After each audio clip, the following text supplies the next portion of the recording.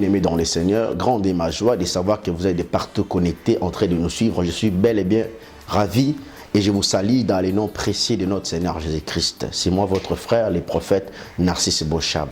Bienvenue dans cette école du savoir. Aujourd'hui, nous parlerons sur la spiritualité et ses réalités. Il est important d'avoir un esprit d'éveil et un esprit élevé en puissance, car Dieu nous a créés sur la terre avec un seul objectif, avec un seul mandat de pouvoir régner et dominer.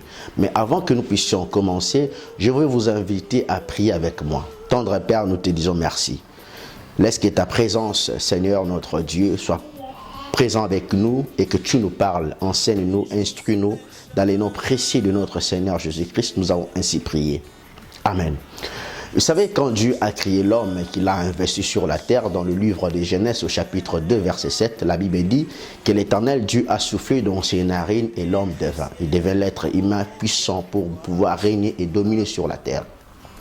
Et vous savez avec moi que l'homme qui est créé à l'image de Dieu et à sa ressemblance a été doté d'une capacité supérieure de pouvoir régner, dominer, prendre le contrôle de tout. Mais il s'est passé quelque chose que le diable, l'usurpateur, le Satan. La Bible dit dans le livre de Apocalypse, chapitre 12, au verset 7, il y a une grande guerre dans le ciel. Michael et ses anges combattirent contre les dragons. Mais malheureusement, sa place ne fut plus trouvée au ciel. Il a été précipité sur la terre avec un seul objectif, avec une seule mission, de détruire et de déstabiliser l'homme, de prendre le pouvoir qui était à l'homme et de l'usurper, c'est-à-dire utiliser ce pouvoir qui ne l'appartenait pas.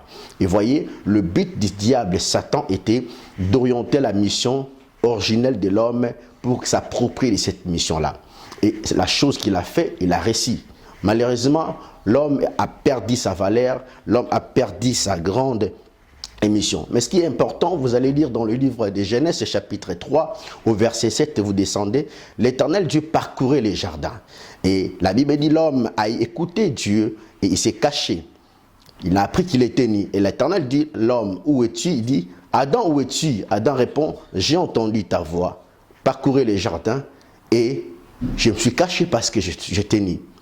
La chose qui m'a touché, c'est que l'homme a pris connaissance du bien et du mal. L'Éternel lui pose la question, as-tu mangé le fruit de l'arbre dont je t'avais interdit? La réponse était tellement fatale. Il dit, la femme que tu as mise à côté de moi, elle m'a séduit et j'en ai mangé.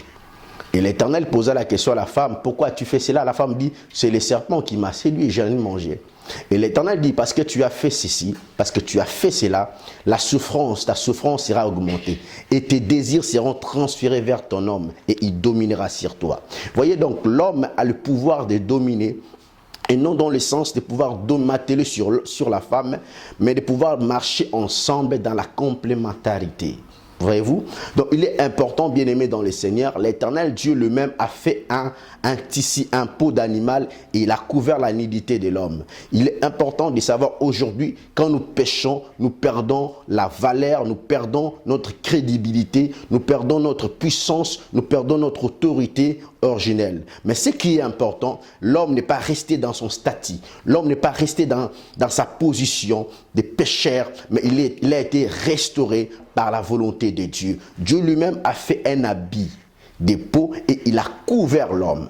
Donc, pour dire la spiritualité et des réalités spirituelles, Dieu lui-même étant un mandataire, étant un souverain, étant un roi, étant un maître, il a permis à ce que l'homme puisse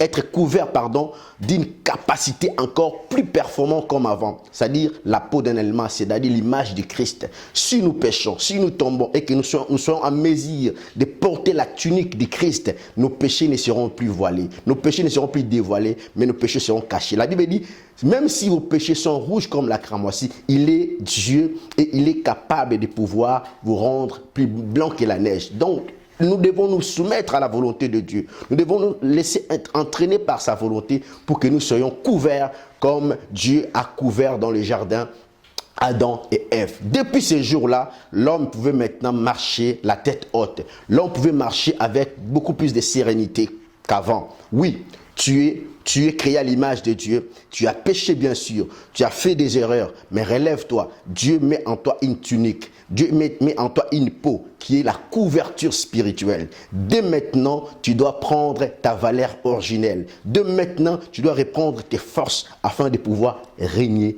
et dominer. Tu n'es pas n'importe qui. Tu as été créé à l'image de Dieu et à sa ressemblance. Donc, pour aujourd'hui, nous nous limitons cela. Pour aujourd'hui, nous nous limitons ici. Pardon, j'allais dire, nous nous limitons ici et nous allons continuer avec notre série d'enseignements, la spiritualité et ses réalités. Merci, que Dieu vous bénisse abondamment. Dieu t'a couvert d'une couverture qui est la peau d'un animal, qui est l'image du Christ. Restez branchés et surtout, ne quittez pas notre chaîne. Que Dieu vous bénisse abondamment. C'était moi, votre frère, le prophète Narcisse Bochap, surtout dans mes mines de l'école du savoir. Soyez bénis abondamment. Merci.